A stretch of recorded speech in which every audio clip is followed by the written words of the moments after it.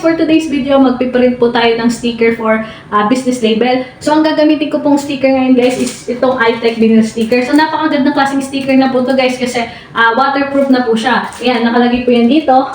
Ayan, made of high quality vinyl sticker materials, fully waterproof. So, nakalagay na po siya dito. So, importante guys na malaman natin sa customer natin or sa client natin kung saan ba nila ididikit yung sticker, kung anong product meron sila. So, para malaman natin kung anong klaseng sticker yung gagamitin natin, kung kailangan ba natin is waterproof. So, if you're starting a business guys, eh, naghahanap kayo ng sticker na pang waterproof, so pwede po to guys. And yung sticker na rin na po na to is ginagamit ko rin po to sa mga motor, sa mga kotse. So, yun guys, mamaya ipapakita ko po sa inyo kung gano'n po ka-quality yung output po ng design natin dito sa sticker na to kapag na-print ko na po. So, kung gusto niyo pong mag-order guys ng iTech video sticker, so nandiyan po yung yellows.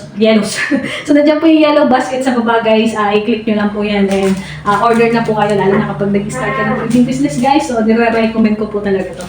So, yan. Ayan guys, nandito na po siya sa Silhouette Studio. So, ito po yung ating name ng product natin is Mads Chili Garlic. So, chili garlic siya, kaya importanteng waterproof po yung sticker na gagamitin natin sa kanya. So, ang size niya is, ito, ang size niya is 1.678 inches. So, actually guys, 1.5 lang talaga yung sinabi niya sa akin. Pero since malaki pa yung space, nag-adjust na lang din naman ako ng konti para medyo lumaki yung sticker. So, ayan guys, sa isang A4, meron siyang, ilang pieces ba to? 24? 20...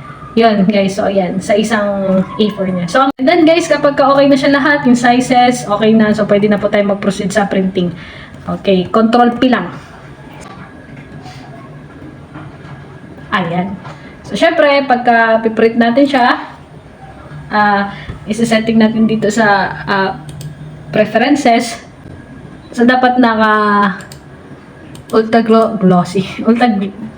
glossy siya and naka-high. So, para malinaw na malinaw yung output ng print natin.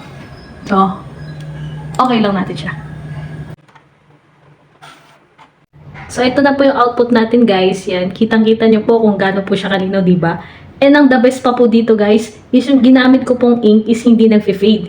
Kaya kahit gaano na po siya katagal, hindi siya huhulas or luluma tong sticker natin.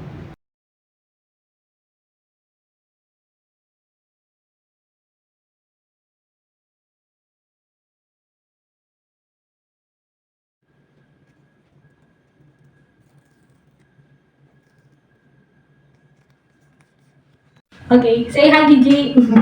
So yan guys, ito na po yung pinaka-final output natin. So, kung nakikita nyo guys, is naka-box siya. Pero kapag tinanggal nyo siya, ayan. So, makukuha nyo yung pinaka-sticker niya. So, actually guys, pwede ko naman siyang ikat ng pabilog. Pero, hindi ko na po siya ginawa kasi baka mabilis pong mapurol yung cutter ko.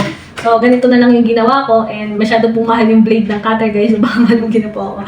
Kaya ganito na po yung ginawa ko since pang battered lang naman siya. So, pwede na siyang tanggalin. So, pero kung sa mga vlogger, yan, pwede na siyang ikat ng mismong nakapabilog mo. So, yun yung mga pinapamigay na talaga nakakat talaga. So, yan guys, kung gusto niyo po umorder ng sticker guys, yan.